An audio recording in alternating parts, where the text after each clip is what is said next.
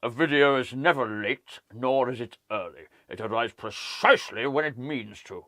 Not my words, the words of Gandalf. What's it doing? I am massively into Lord of the Rings. It's my dream theme. Let's pretend for a moment that, let's put Gollum down for a moment. This room is full of Lord of the Rings memorabilia. I mean, it's everywhere. I've got a lot of that stuff.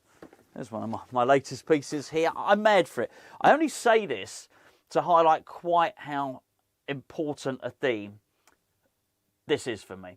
Let's suppose for a moment that there'd not been any pinball machines made yet, or that they're all just generic themes. That maybe nothing was themed. There were no themes yet. There was no movies. There were no TV shows. There were no bands.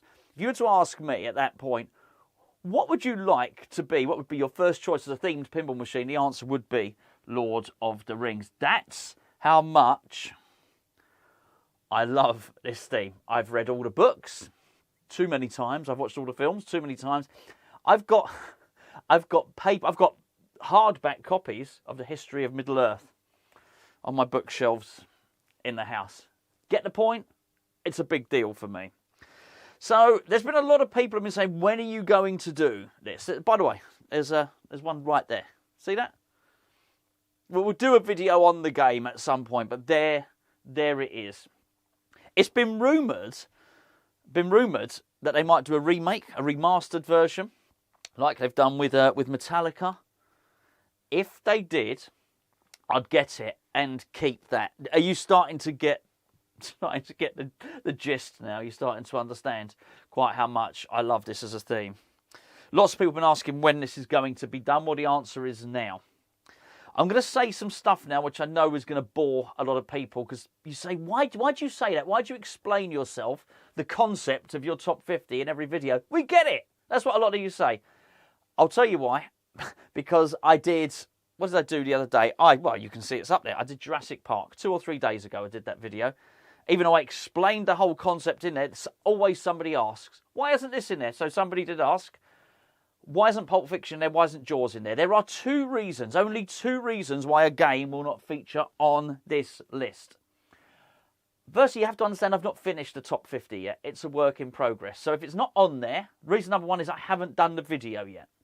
So in answer to Pulp Fiction, in answer to Jaws, I've not done the videos yet.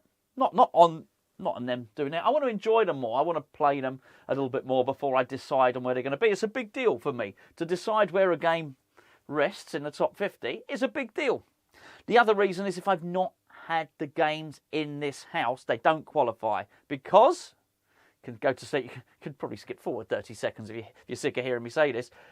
Because I don't believe that it's fair to compare a game that you've been able to learn and appreciate and enjoy in the comfort of your own home or in a private setting to one that you might have played in a noisy arcade where you can't hear the call-outs and you can't learn the rules. So, to qualify for my top 50, it has to have been in this house. Maybe lent to me by a fantastic channel sponsor, Pinball Heaven, rented. Lent to me by one of my many friends who have just helped out so much. I couldn't have done this stuff without them. A massive hello and a massive thank you to Alan. Alan has given me, he's given me World Cup Soccer. Without Alan, I wouldn't have had my love for Whitewater, which I've got. That's going to be ranked really highly. Munsters. Alan has been a great help and a great assistance to this channel, by the way. And he's very, very keen for me to try and get Twilight Zone. I don't like Twilight Zone at all. But I've got to give it a go, apparently. So the reason that Twilight Zone's not on there is because I've not had it in this house. You get the gist. There we are.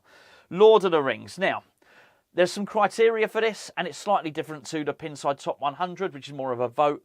I rate things on, are they fun? Are they addictive? Has it got charms and personality? What are the toys like? Is it approachable? What are the shots like? What are the rules like? Does it have achievable goals? Is it rewarding? And do I regret it leaving? Now, I can tell you this about Lord of the Rings because it did leave once, and I regretted it. But circumstances forced that I had to get rid of the game then for financial reasons, and it took me a long time to get one back, and I'm really delighted that I do have it now. when I look through my criteria, things like rules and stuff like that, I think there's a lot of reasons why you might probably mark Lord of the Rings down, and there's a lot of reasons why you might sort of mark it up in terms of its ranking. I do believe it is one of the greatest pinball machines ever made, but I am biased for all the reasons that I explained at the start of this video. It is a dream theme for me. I always think that a theme and a story is a way to explain the rules through the game. So, for instance, I've got the Uncanny X-Men, which is just, you possibly can't see it because it's not switched on. It's just the other side of Lord of the Rings there. Because I don't fully understand about the X-Men, because I don't understand about all the characters, all the Sentinels, it's hard for me when the game is saying, giving me instructions to do something. I don't really understand why, so it's hard for me to follow the rules. Just behind, you can probably see the spooky sign there, over there, spooky sign. Just underneath the spooky sign is actually a map of Middle-earth. I probably know Middle-earth, which doesn't exist, better than I know my hometown.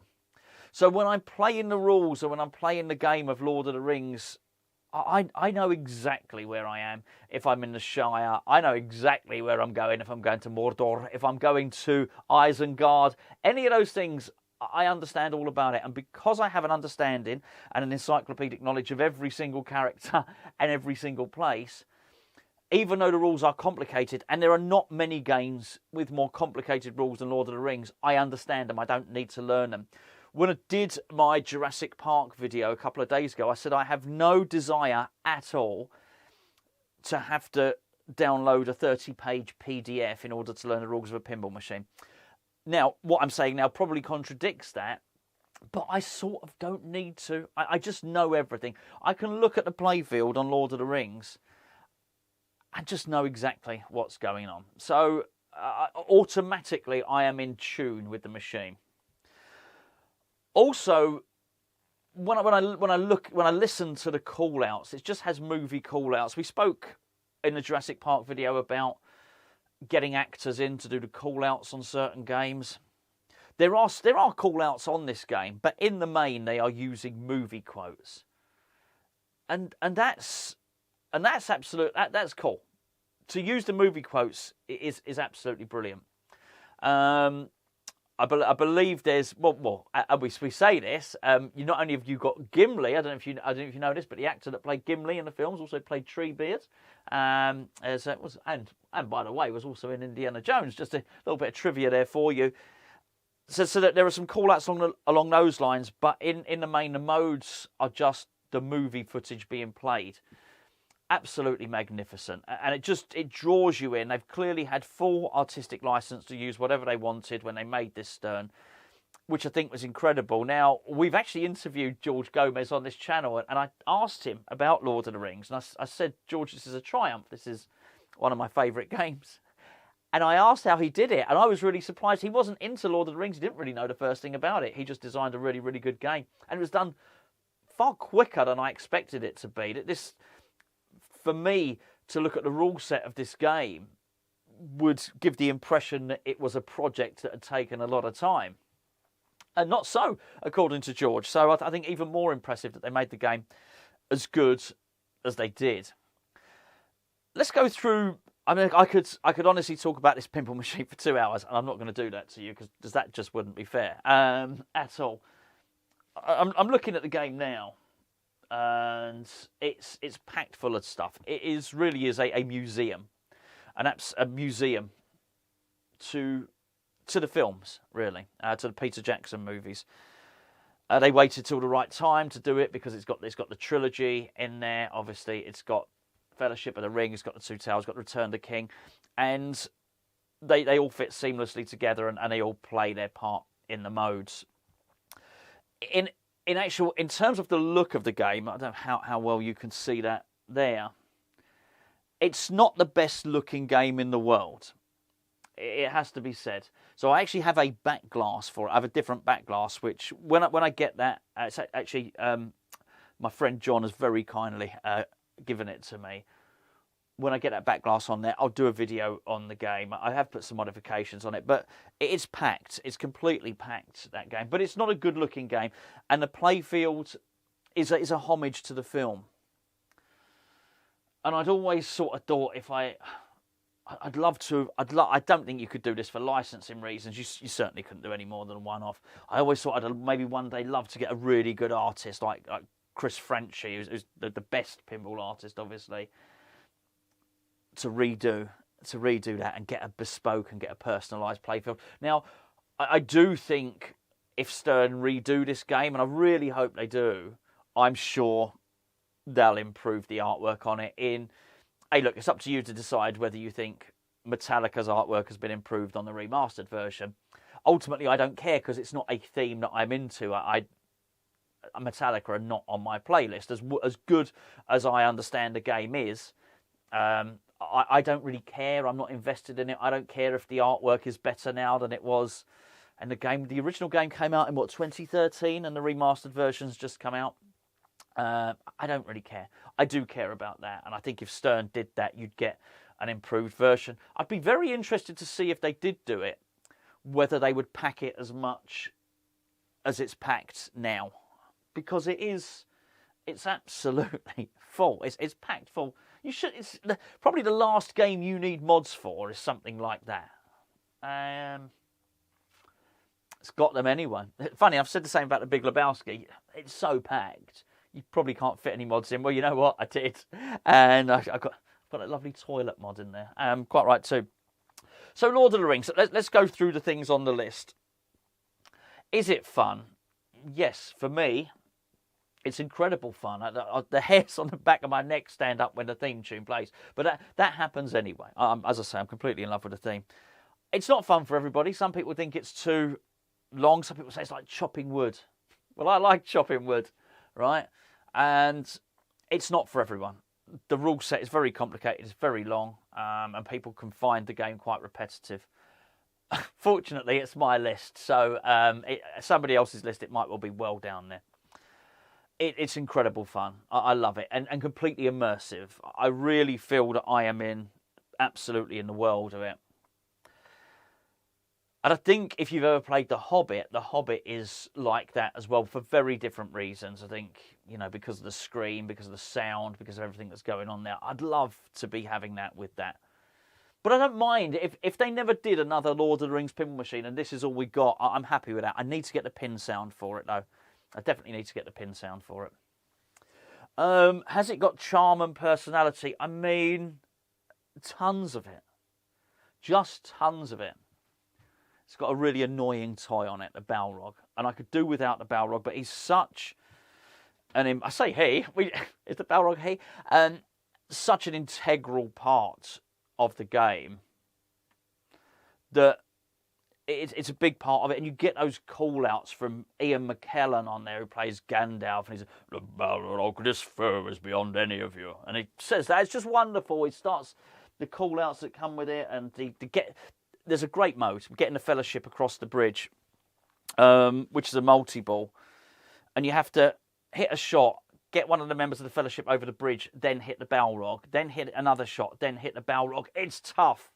I've done it once. Once ever have I ever achieved that. And that's just one part of the game. I will never get to the end. I wonder again, I know I keep talking about it, they'll probably never do an updated version. But if they did, and you had something like Insider Connected, you feel that maybe you could save your progress, or maybe you could get to Valinor, which is the ultimate wizard mode in the game. I watched a video once, and I shouldn't laugh because this has happened to everybody, right? Not in Valinor, but on certain games, you're one shot away from completing what you want to complete, and your ball drains. And the whole video was about this dude who was playing. He's playing Lord of the Rings. I've not watched the video for 5 or 6 years, but it's about getting to Valinor, and he lost it. I'm really pleased he put the video up there, but he lost it on the last ball, and it's something we can all sort of sympathise with. Very, very difficult to do that game. So yeah, I mean, it's got lots of personality because Ian McKellen's on it for one. It's got Schmeagol. It's got Sam and Frodo and just everything. Just absolutely wonderful. Saruman, all the stuff. Everything you want, Lord of the Rings is on there. So tons of personality. Almost overwhelming personality. Toys and mechanisms, well, there's loads of toys. Loads of toys. In terms of the mechanisms, we've already spoken about the Balrog. I used to, funny enough, the Path of the Dead can sort of sometimes kill the flow of the game, up until I started to get good at nudging it, because it has different values. It depends which ball path. You can actually nudge it down different ways. So I can understand why sometimes that gets annoying. And if you look, the game that's very bottom of my list there, Jackpot, one of the reasons I can't stand Jackpot is when it goes into that section on the right-hand side, and it just takes such a long time to work its way down the playfield. So I do get why people don't want that, but I love that part of the game. So yeah, I think that's absolutely love that. In terms of the mechanisms, the ring, the magnetized, the ball hovering in the center of the one ring. Oh, there's not. I struggle to think of a better pinball moment than that. It still amazes me now that it works. And the ball, if you've not seen it, we will do a video at some point. Surely most of you watching this have seen it. You shoot the ball up the ramp, and you have to shoot the ball into the one ring, basically. And it just hovers there. It hovers in between us, just magnets have magnetized the ball, and it's just hovering in the middle of the ring. It is brilliant. I think it's outstanding. There's games with more mechanisms, but that's really cool. Is it approachable? Well, I guess so, because you just walk up and see it and think, well, I've got to play this. Even if you only had one game, you'd walk up and you'd play it. I've got a Palantir mod on it. If you don't know what the Palantir is, that's where Saruman.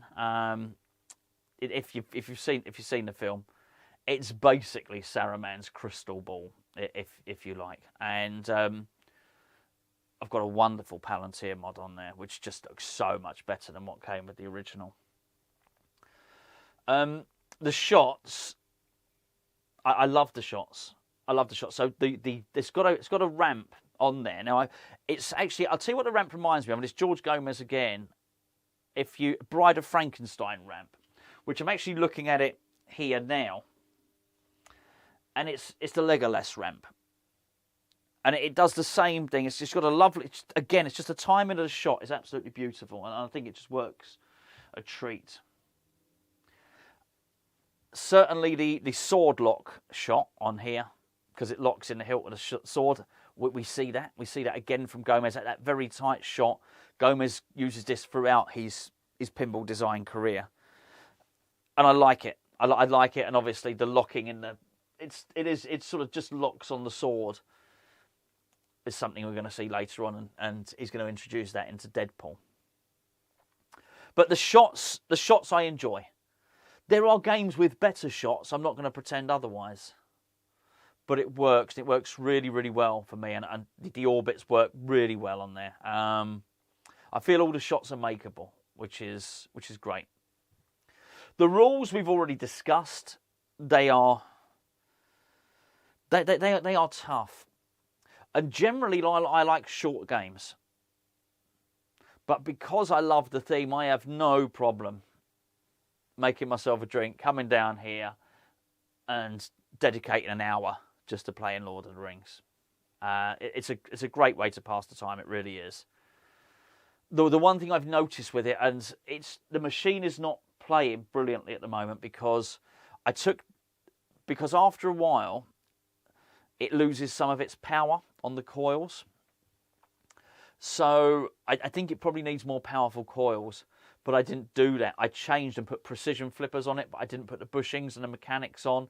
So it's sort of a halfway house now. It's half between what I want it to be. So I think I've either got to increase the coil power or got to go and get the full precision mechanisms on there. I love the shot. I absolutely love the shot that mimics.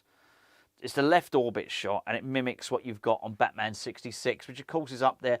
I'm a big George Gomez fan, and I love Batman 66. That's probably, looking at that list there, I regret that going because as I say, all of these games here I've had at this house.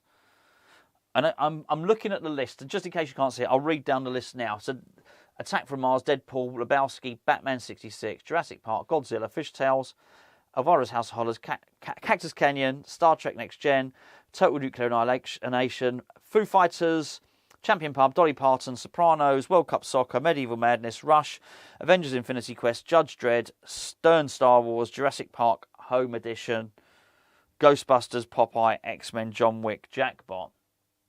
The game I miss most out of all of those is Batman. So he is my favourite pinball designer, Gomez. He really is. So in a lot of the shots you will see repeat throughout his games. But, you know, if you know where the extra ball shot is on Batman, if you're familiar with Batman 66, you've got the same shot on this game here. Really, really good. There's just so much. I just think there's so much to love about this game. Does it have achievable goals? Not really. No, I wouldn't say so. It depends what you want to do. If you just want to go and do the modes. So you go to, if you just do the modes, you get to a mini wizard mode called There and Back Again. But you can just play for multiples if you want to. That's pretty cool as well. And the multiples are pretty achievable. So yes, I guess it does have achievable goals. Is it rewarding? Absolutely rewarding, because of the machine is constantly rewarding you with call-outs and sounds. Call-outs and sounds, they're the same thing. It's just wonderful. And I think it's Two Towers multi-ball. I'm pretty sure it is. And it's when Sauron says, "A new power is rising," and you can hear the Urukai in the background all screaming out. That's why you've got to have pin sound for this, I think, and I don't have it. So I think that's pretty high on the priorities there. Do I regret it leaving? I already covered that. I absolutely did. All I wanted to, once it left, I think all I did was talk about getting one back. And now I know. Now I know that wonderful game which you see there is. Well, barring something unfortunate happening, is hopefully here to stay. The cabinet, everything on it is really working really well. It just looks good. Everything's good. I think the playfield and maybe some of the mods and maybe some of the lights probably need a little bit of TLC. Probably could get some more mods as a Mountain Dew mod, which I would really like to get for there. I actually bought a load of things which, with the intention, I don't know if maybe you can see this here. I did actually buy, funnily enough, this Saruman here with the intention. I mean, he looks cool, right? With the intention of putting him in there, but he's a bit big, to be honest with you. So I've got so many things I could put in there, but they don't necessarily fit inside a pinball machine. Anyway. Lord of the Rings. Where am I going to put Lord of the Rings? I mean, it's going high. It's going really, really high. I'm going to put it in third place.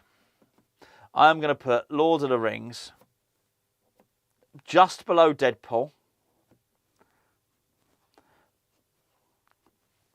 and above The Big Lebowski. I think it's an epic. If you remember, if you're my age, remember being a kid, and on Sundays they used to have the epics. The epic films are on, and certainly when I was growing up in the UK, there were only 2-3 TV channels, and films were sort of something for the weekend really. You go to the cinema to watch the movies, but you'd get an epic. You'd get Spartacus. You'd get Cleopatra. You'd get the big epic films that would be on TV at the weekend, and that is an epic. Lord of the Rings is an absolute epic of a film that would have stood the test of time back in the days of the studio days, Universal Studios, all that type of stuff that David Niven used to write about. I'm going off on a tangent now, but. Just a wonderful, wonderful game. I understand there's going to be next to nobody agrees with me on this, but there's going to not be too many people that are as geeky about Lord of the Rings as I am. And as I look around the cave now, there is just so... I mean, I've actually just got... This is... it's actually a broken bit of Minas Tirith there. I've got so many bits, so many parts just scattered around.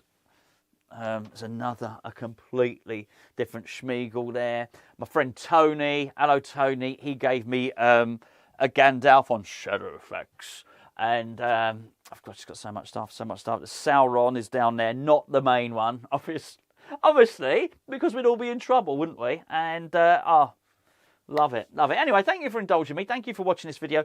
Thank you for your comments on the Jurassic Park one. Some really interesting stuff. And it was somebody, Espresso, I can't remember the full name of the tag that you use for your YouTube account, but Espresso something TV, Espresso Mechanics TV, something like that. Because I said, I think shaker motors are overrated, and he agreed with me. So I was quite pleased with that. And he said he thinks they're overused, and he made the point that for things like Earth Shaker, they make a point, and it's quite useful, but they just sort of seem to be thrown into everything. So we'll talk about that at some point, because I sort of agree. I don't mean a shaker motor should never be used, but I don't think it lends itself to every single theme. There's not every theme needs necessarily the pinball machine shaking. So yeah, I was going to have a little think about when do you need it? When do you actually need it shaking? Maybe in Jaws, for instance, when you hook the shark, or maybe there's I think there's reasons for it, but I do find it sort of overused, and on something it's just almost shakes at everything. I don't think it adds. I think it detracts. Never mind adds. Anyway. A subject for another day, no doubt. Thank you to everybody that's joined in, and I will catch up with you next time.